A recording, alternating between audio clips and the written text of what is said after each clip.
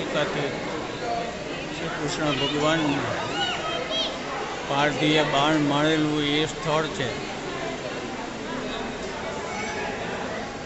શ્રી કૃષ્ણ ભગવાન અહીંયા આરામ કરવા માટે પીપળાના ઝાડ નીચે બેઠા હતા।